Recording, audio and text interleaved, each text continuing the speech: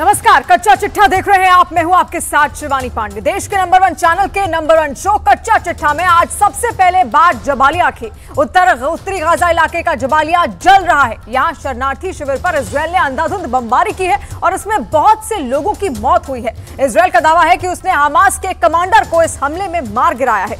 Jabalia की तबाही की ग्राउंड रिपोर्ट देखकर आप चौंक जाएंगे।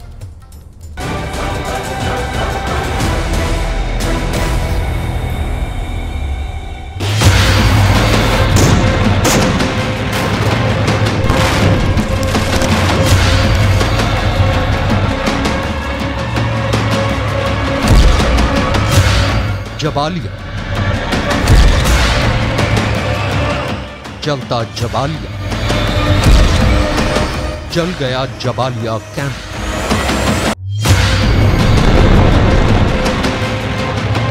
हमला किया गया है, हवाई हमला सामने आपको दिख रहा होगा।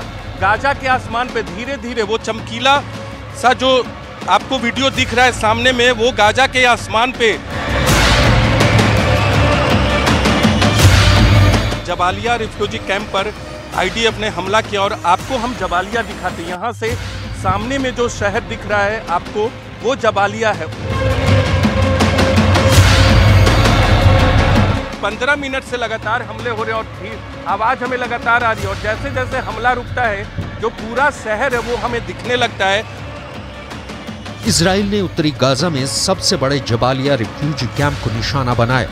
इजरायली सेना ने दावा किया कि उसने इस हमले में हमास के एक सीनियर कमांडर इब्राहिम बियारी समेत 50 लड़ाकों को मार गिराया है।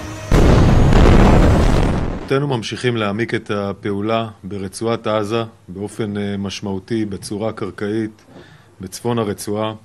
במהלך הלילה לוחמי צה"ל ניהלו קרבות משמעותיים, ביניהם אחד הקרבות ממבנה קומות באזור ג'באליה. ירו מחבלים לעבר כוחות שלנו בשטח. המבנה הזה, כמו מקומות רבים נוספים, מחבלי חמאס משתמשים בהם כמקלט. במקרה הזה מדובר במכוון. जबालिया क्षेत्र में मौजूद शरणार्थी शिविर करीब 1.4 स्क्वायर किलोमीटर में फैला है। हमले से पहले यहां करीब 1,16,000 लोगों ने पनाह ले रखी थी। जबालिया पर इजराइल युद्ध का अब तक का सबसे बड़ा हमला हुआ है। इजराइल का दो टूक जवाब है। रिफ्यूजी कैंप पर हमला इसलिए कि हमास के आतंकी कैंप को ह्यूमन शील्ड की तरह इस्तेमाल कर रहे हैं। शरणार्थी शिविर में हमास के आतंकी इसलिए छिपे हैं क्योंकि उन्हें लगा कि इजराइल जबालिया पर इस तरह का हमला नहीं करेगा। इजराइल ने एक एक हमास के आतंकी का सर्वनाश करने तक युद्ध जारी रखने की कसम खाई है। नतीजा सामने है। जबालिया अपने भाग्य पर आठों पहर आंसू बहा रहा है। जबालिया क्षेत्र में कोई पहली बार हमला नहीं हुआ है, लेकिन जिस लेवल का हमला था उससे बहुत बड़ा नुकसान हुआ है। इजरायल की सेना को सूचना थी कि वहां हमास का कमांडर छिपा बैठा है, इसलिए शरणार्थी शिविर पर ही इजरायल की सेना ने हमला कर दिया। लेकिन हमास का दावा है कि न तो वहां उनका कोई लड़ाका था और न किसी कमांडर के मारे जाने की पुष्टि हुई है। कौन था हमास का वो कमांडर? 7 अक्टूबर को इजराइल पर क्रूर हमले का प्लान रचने में शामिल था। हमास का कमांडर इब्राहिम बियारी का क्या था बैकग्राउंड? इजराइल का टारगेट नंबर 5 क्यों था इब्राहिम बियारी? इब्राहिम बियारी मारा भी गया या जिंदा है जैसा कि हमास का दावा है? इजरायली सेना का दावा है कि उसके सैनिकों ने अब तक हमास के 11,000 ठिकाने तबाह किए हैं। סינואר וכל בכירי חמאס מנסים לייצר תמונה של עזה הרוסה ועזתים הרוגים באשמת ישראל ואשמת צה"ל. הם לא יצליחו להסתיר את האשמים האמיתיים, הם עצמם שהמיתו אסון על עזה.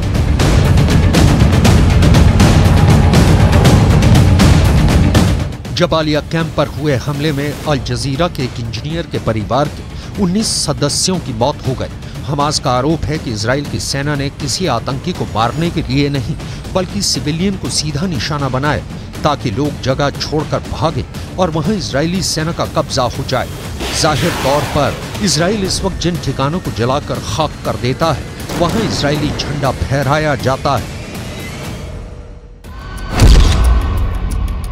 सवाल है क्या सिर्फ हमास के कमांडर इब्राहिम अल बयारी को मारने के लिए इजराइल ने शरणार्थी शिविर पर हमला कर दिया?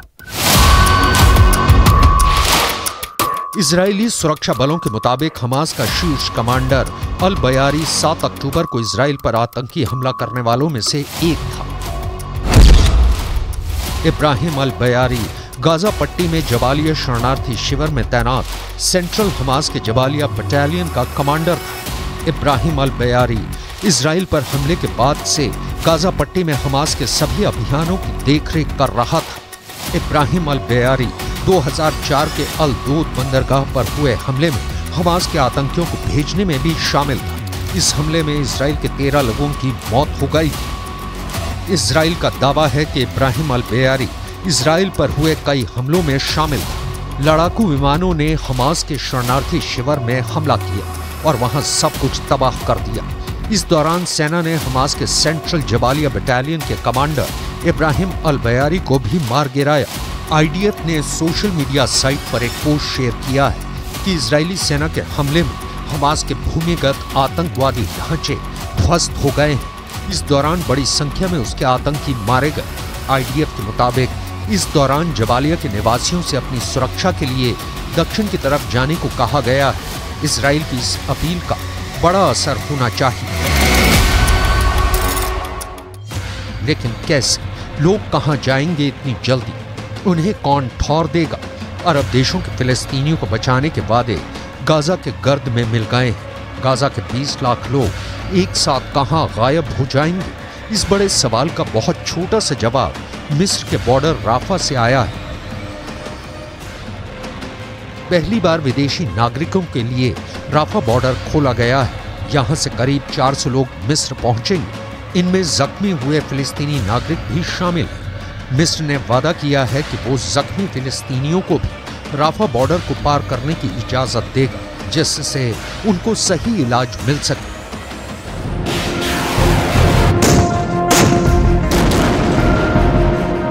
गाजा की जलती जमीन पर राफा की कोशिश बूंद भर भी नहीं है। यहां खाना नहीं है, पानी नहीं है, लोग भूखे हैं, प्यासे हैं, बिजली नहीं है। रात होते ही गाजा अंधेरे में डूब जाता है। इंटरनेट बंद है। लोगों को उस हिस्से जिसे दुनिया कहते हैं, इन लोगों से गाजा के लोगों का कनेक्शन कट गया है। उम्मीद की धुंधली सी भी किरण नहीं दिखती सीज फायर की। अरब देशों ने गाजा पट्टी को उसकी किस्मत पर छोड़ दिया है।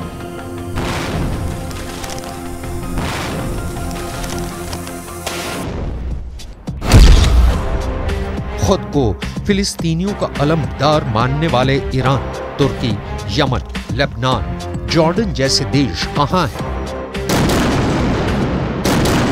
क्या गाजा की इससे भी बुरी गत बनने के इंतजार में है? ईरान के राष्ट्रपति इब्राहिम रईसी अरब देशों की अटूट एकता की कस्में गाजा में दम तोड़ रही हैं। ईरान की धमकियों को इजराइल की सेना ने जबालिया की जमीन में दफन कर दिया है। ईरान की सेना पूरी गाजा पर टूट रही है। गाजा के कतरे कतरे में बारूद भरा जा रहा है। कौन रोकेगा? रिफ्यूजी कैंप पर हमले से इजराइल को अरब देशों का हाल आप देख चुके। अब कुछ ऐसे देशों की लिस्ट देखिए जो इजराइल के खिलाफ एक्शन ले रहे हैं। बोलीविया ने इजराइल के साथ संबंध तोड़ दिए हैं। कोलंबिया और चिली ने गाजा में नागरिकों की मौत की निंदा करते हुए अपने राजदूतों को वापस बुला लिया है। राजदूत वापस बुलाने या राजनयिक संबंध तोड़ लेने से भी नहीं लगता कि इजराइल पर कोई असर पड़ेगा। इजराइल पहले हवा से और अब जमीन पर तबाही मचा रहा है। उत्तरी गाजा के जबालिया कैंप पर इजराइल ने कम से कम 6 हवाई हमले किए। इजराइल इस बात को दोहरा भी रहा है कि जहां जहां हमास के लड़ाके होंगे वहां हमले किए जाएंगे। हमास के लड़ाकों को ह्यूमन शील्ड बना लेने का कारण छोड़ा नहीं जाएगा।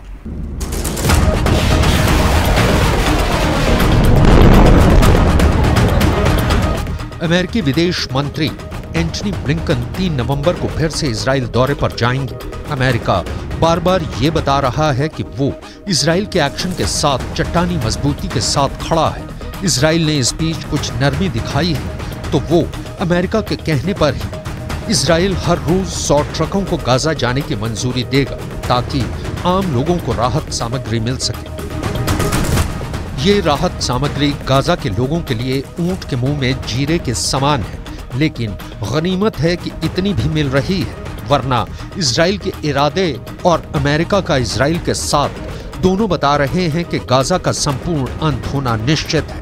न्यूयॉर्क टाइम्स के मुताबिक इजराइल में मौजूद अमेरिकी कमांडो गाजा में बंधकों की लोकेशन पता करने की कोशिश कर रहे हैं। बंधकों की रिहाई में इजराइल कामयाब हुआ तो भी हमले शायद ही रोके, क्योंकि अब इजराइल विश्व संस्थानों के पार खड़ा अपनी लकीर खींचता दिख रहा है हमास के सर्वनाश का।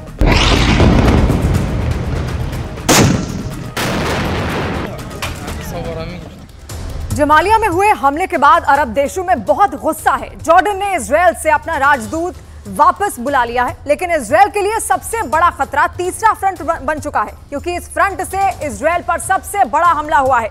यही वजह है कि इजराइल ने अपना सबसे बड़ा हथियार एक्टिव कर दिया है।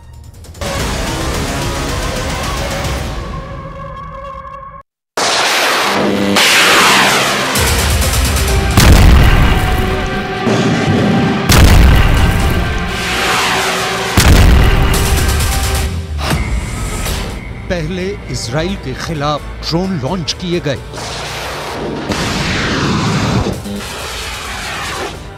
बात नहीं बनी तो इसके बाद इजराइल पर क्रूज मिसाइल दागी गई। जब दोनों हथियार नाकाम हो गए तो इसके बाद इजराइल पर सबसे खतरनाक मिसाइल लॉन्च की गई।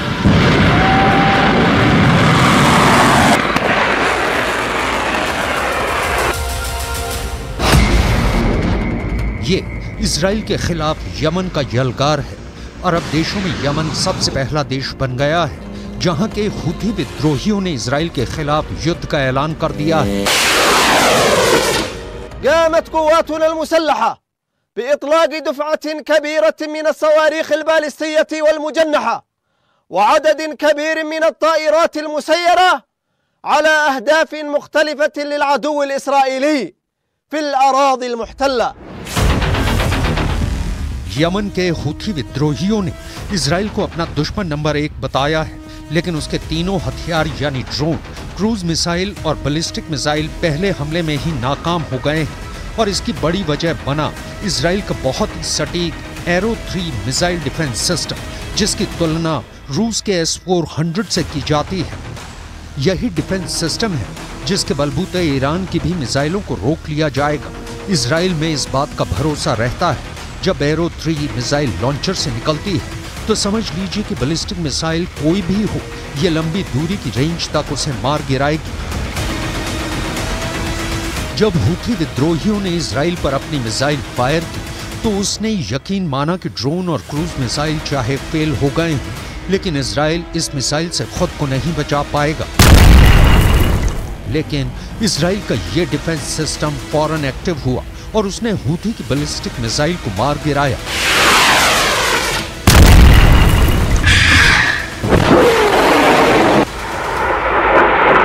הים האדום, יירטנו טיל קרקע ששוגר לשטח מדינת ישראל.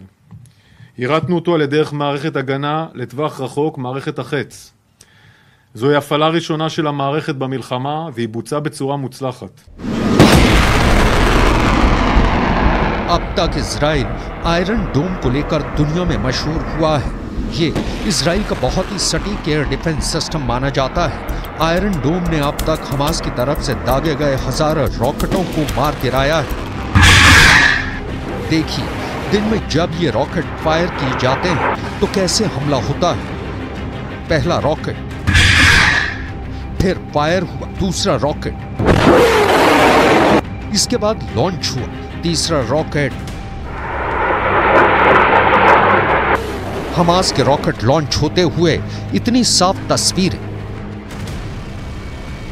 हमास एक के बाद एक 10 रॉकेट फायर करता है और फिर इजराइल के शहर टारगेट बन जाते हैं। गाजा में बमबारी के खिलाफ हमास ने अपना रॉकेट वाला गोदाम खोला हुआ है।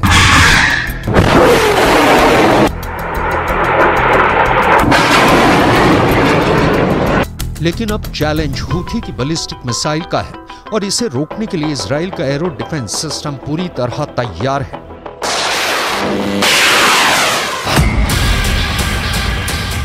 Arrow missile defence system 150 kilometre से ज्यादा की रेंज तक बैलिस्टिक मिसाइल को रोक सकता है।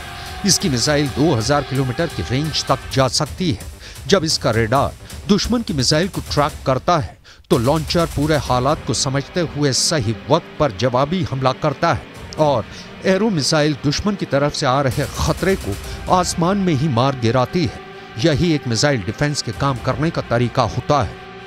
החות'ים הם אכן בחלקם מביאים יכולות איראניות שגם מגיעות לאזור הזה, וזה גם חלק מהדברים שנתקלנו בהם ביירוטים, ולכן זה חלק משלוחה, מה שנקרא פרוקסי איראני, זה החות'ים, ואמרתי, יש לנו יכולת הגנה שהבינו אותה, אנחנו מייצרים הגנה מקסימלית, שום דבר אף פעם לא הרמטי, אבל ההגנה שלו מאוד מאוד חזקה עכשיו במרחב הזה, ואנחנו נעבה אותה עוד אם צריך, אנחנו נייצר הגנה, מעטפת הגנה חזקה במרחב הדרומי של מדינת ישראל.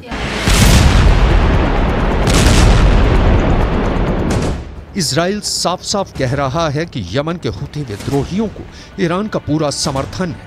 यही वजह है कि उसने पिछले कुछ वर्षों में ऐसे हथियार बना लिए हैं जो इजराइल की रेंज तक मार कर सकते हैं। ये इजराइल के लिए बहुत डराने वाली बात है, क्योंकि अगर यमन को वो काबू नहीं कर पाया है तो समझ लीजिए कि उसके खिलाफ तीसरा फ्रंट एक्टिव हो जाएगा।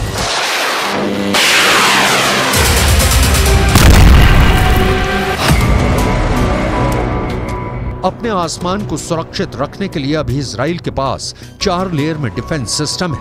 पहला है आयरन डोम, जो रॉकेट और विमानों को 70 किलोमीटर के दायरे में रोक सकता है। मिड सेगमेंट में दूसरा है डेविड स्लिंग सिस्टम, जो 250 किलोमीटर की रेंज तक मिसाइल या विमान का दुश्मन बन जाता है। एरो 2 एयर डिफेंस सिस्टम, इसकी रेंज भी 250 किलोमीटर तक है, लेकिन ये डेविड स्लिंग के मुकाबले में ज्यादा ऊंचाई पर जाकर आसमानी टारगेट को मार गिरा सकता है। और चौथा है एरो 3, जो 250 किलोमीटर से भी आगे के टारगेट को खत्म करता है। और अब यही इजराइल का सबसे बैलिस्टिक मिसाइल को मार गिराने वाला गारंटी बन चुका है।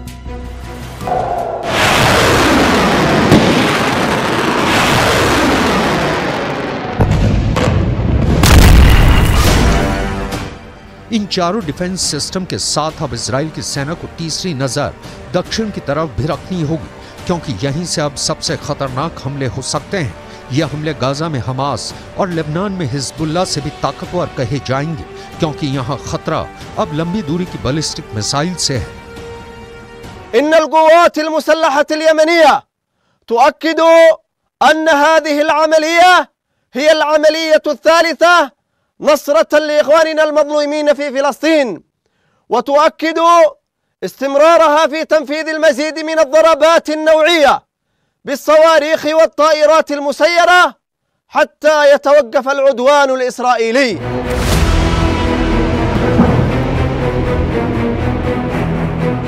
इससे पहले 19 अक्टूबर को हुती विद्रोहियों ने इजराइल पर ड्रोन और क्रूज मिसाइल से हमला किया था, लेकिन इस हमले को लाल सागर में मौजूद अमेरिकी जंगी जहाज ने मिसाइल मारकर नाकाम कर दिया था, जबकि सऊदी अरब ने भी इजराइल की तरफ बढ़ रहे कई ड्रोन मार गिराए थे। इजराइल के लिए सोचने वाली बात यह है कि सितंबर में हुती विद्रोहियों ने एक परेड निकालकर ऐसी बैलिस्टिक मिसाइल और ड्रोन दिखाए थे जो इजराइल तक हमला कर सकते हैं। इस वक्त अरब देशों में इजराइल को लेकर गुस्सा बढ़ता जा रहा है। गाजा में हो रही बमबारी और करीब 10,000 लोगों की मौत को लेकर सब अपनी सरकारों से सवाल पूछ रहे हैं कि वो इजराइल को लेकर सख्त कदम क्यों नहीं उठाते। ये जॉर्डन है जो इजराइल का पड़ोसी है और उसके इजराइल से अच्छे संबंध भी हैं, लेकिन यहाँ की राजधानी अम्मान में ये प्रदर्शन बताता है कि यहाँ की पब्लिक इजराइल पर एक्शन चाहती है। लोग यहाँ प्रदर्शन में ऐसे बैनर और पोस्टर लेकर आए हैं जिन पर लिखा है कि इजराइल के साथ सभी तरह की डील खत्म की जाए और इजराइल के राजदूत को वापस भेज दिया जाए, इजराइल के दूतावास को बंद कर दिया जाए। نقول على الجانب الرسمي الأردني اليوم أن يتخذ مواقف حقيقية على أرض الواقع تتناسب مع الخطابات التي نسمعها صباح مساء، وينبغي أن يترجم ذلك بفعل حقيقي في إغلاق السفارة الصهيونية وتسليح الشعب الأردني وأخذ مواقف تجاه الأوراق التي تملكها الحكومة الأردنية اليوم تجاه اتفاقيات الطاقة مع العدو الصهيوني وإمداده بالمعلومات وبالتنسيق الأمني وبحماية الحدود وبحفظ أمنه इजरायल सेना की 162वीं डिवीजन के कमांडर का बहुत बड़ा दावा सामने आया। जनरल इत्ज़ेक कोहेन ने दावा किया कि उनकी डिवीजन यानी करीब 10,000 सैनिक गाजा शहर के दरवाजे पर पहुंच गए हैं। यहां से वो अपने दुश्मनों का काम तमाम कर रहे हैं। खासकर हमास के सुरंगों के जाल को तोड़ना सबसे बड़ी चुनौती है। हमास ने एक सुरंग से निकलकर ऐसा हमला बोला जिसके बाद पूरा इजरायल हैरान रह गया।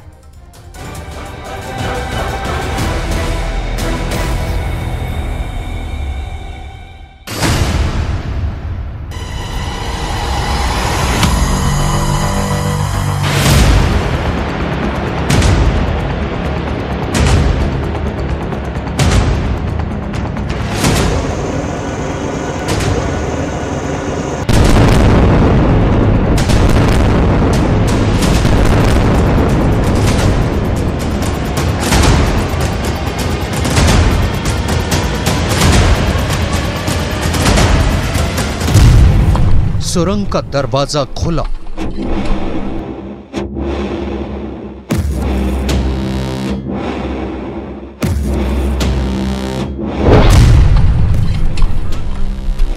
हमास का लड़ाका बाहर निकला। वो एंटी टैंक रॉकेट बाहर आया।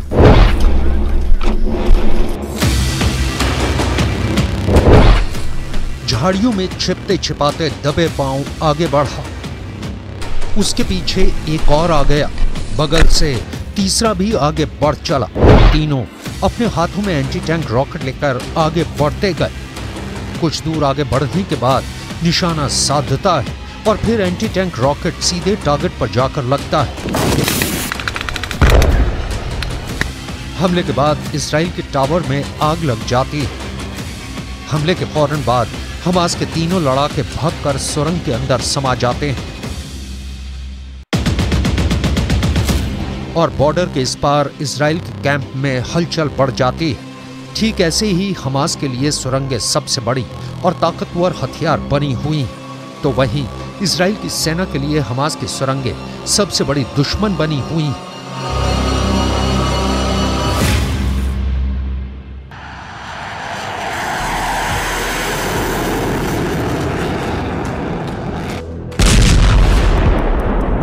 यही वजह है कि इजराइल की सेना हमास की इन सुरंगों को ध्वस्त करने में लगी है। रात के अंधेरे में इजराइल की सेना हमास के अलग अलग ठिकानों पर एयर स्ट्राइक कर रही है।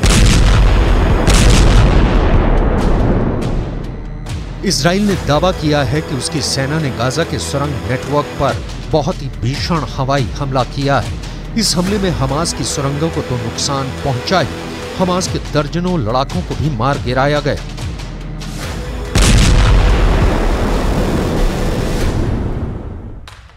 इजराइल के हमले में हमास का एंटी टैंक मिसाइल ठिकाना तबाह।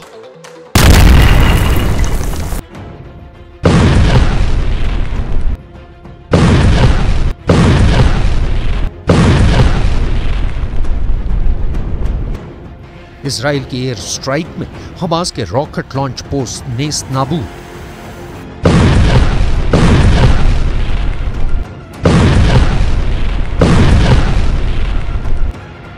इजराइल ने हवाई हमला कर हमास के मिलिट्री कंपाउंड को उड़ा दिया।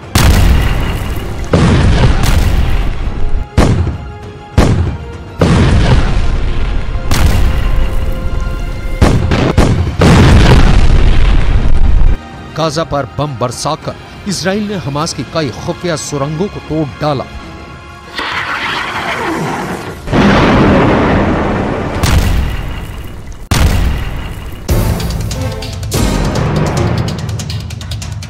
इजराइल की सेना के लिए सबसे बड़ी चुनौती हमास का सैकड़ों किलोमीटर लंबा सुरंग नेटवर्क बना हुआ है, क्योंकि इन्हीं सुरंगों से बाहर निकलकर हमास के लड़ाके हमला बोल रहे हैं, इजराइल को नुकसान पहुंचा रहे हैं और फिर सुरंगों में समा जा रहे हैं। हमास की सुरंगों से जुड़े इस दूसरे वीडियो को देखिए। इस वीडियो में दिख रहा है कि हमास के लड़ाके सुरंग खोदने में लगे हैं। सवाल है, क्या हमास सुरंगों का और विस्तार कर रहा है?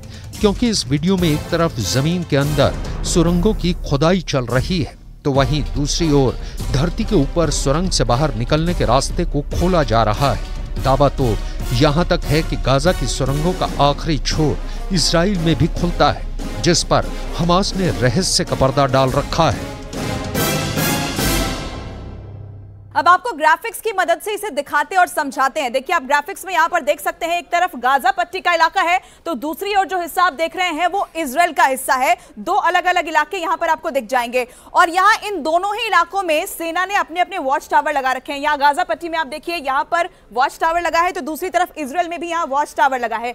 सीमा के दोनों तरफ, यानी गाजा की तरफ भी और इजराइल की तरफ भी, दोनों ही तरफ यहां बाड़ जो है वो मौजूद है, जो दोनों को अलग करते हैं। और गाजा और इजराइल के बीच में करीब 100 मीटर चौड़ा ये जो आप यहां पर इलाका देख रहे हैं, ये 100 मीटर चौड़ा जो है वो बफर जोन है, यानी यहां किसी भी तरफ की सेना का आना जाना सख्त मना है। लेकिन सबसे गौर करने वाली बात क्या है वो हम आपको बताते हैं। इजराइल की तरफ से बनी ये जो आप देख रहे हैं ये दीवार, यहां पर ये कंक्रीट की जो दीवार है वो बनाई गई है और ये बहुत खास है क्योंकि ये जितनी ऊंची आपको नजर आएगी, दरअसल ये जितनी ऊंची है उतनी ही ज्यादा गहरी भी है, यानी जमीन के नीचे उससे कई ज्यादा गुना गहरी है। और गाजा में हमास ने करीब 200 फीट यहां पर आप देख सकते हैं, ये जो हिस्सा आप देख रहे हैं ये इस कंक्रीट की दीवार के नीचे से यानी गहराई में सुरंगें खोद रखी हैं। और विदेशी मीडिया की रिपोर्ट की माने तो इससे इनकार नहीं किया जा सकता कि हमास ने इस कंक्रीट की दीवार के नीचे भी सुरंगें खोद रखी हैं। जो हिस्सा आप देख रहे हैं नीचे की तरफ, कंक्रीट की दीवार के नीचे से ये सुरंग गुजरता है और अगर ऐसा हुआ तो वो इजराइल के लिए बहुत ही खतरनाक साबित हो सकता है, क्योंकि वो जमीन के अंदर ही अंदर इजराइल में दाखिल होकर बहुत बड़ा हमला बोल सकते हैं। हाल ही में जिस सुरंग से हमास के लड़ाकों के बाहर निकलने का वीडियो सामने आया है, उसके बारे में दावा किया जा रहा है कि ये एरीज क्रॉसिंग के पास मौजूद सुरंग का है। गाजा की इस सैटेलाइट तस्वीर को बहुत गौर से देखिए। इसमें गाजा और इजराइल के बीच मौजूद हर एक क्रॉसिंग की लोकेशन है। गाजा के उत्तरी सीमा पर मौजूद इस क्रॉसिंग की लोकेशन पर गौर करिए। इसी क्रॉसिंग का नाम एरीज क्रॉसिंग है, जो फिलहाल बंद है, लेकिन इसके नीचे धरती के अंदर मौजूद हमास की सुरंग फुल एक्टिव है और ये है इजराइल गाजा बाड़। इस बॉर्डर के दोनों तरफ 100 से 400 मीटर तक बफर जोन है। यहाँ आना जाना प्रतिबंधित है। इस बफर जोन से लगे कई क्रॉसिंग मौजूद हैं, जिसमें से दूसरा अहम क्रॉसिंग है नाहा ओज क्रॉसिंग, जो 2010 में स्थायी रूप से बंद है। इस तीसरी क्रॉसिंग को सूफा क्रॉसिंग कहा जाता है। ये 2008 में स्थायी रूप से बंद है। गाजा का चौथा अहम क्रॉसिंग का नाम है रफाह क्रॉसिंग, जो गाजा को मिस्र से जोड़ता है।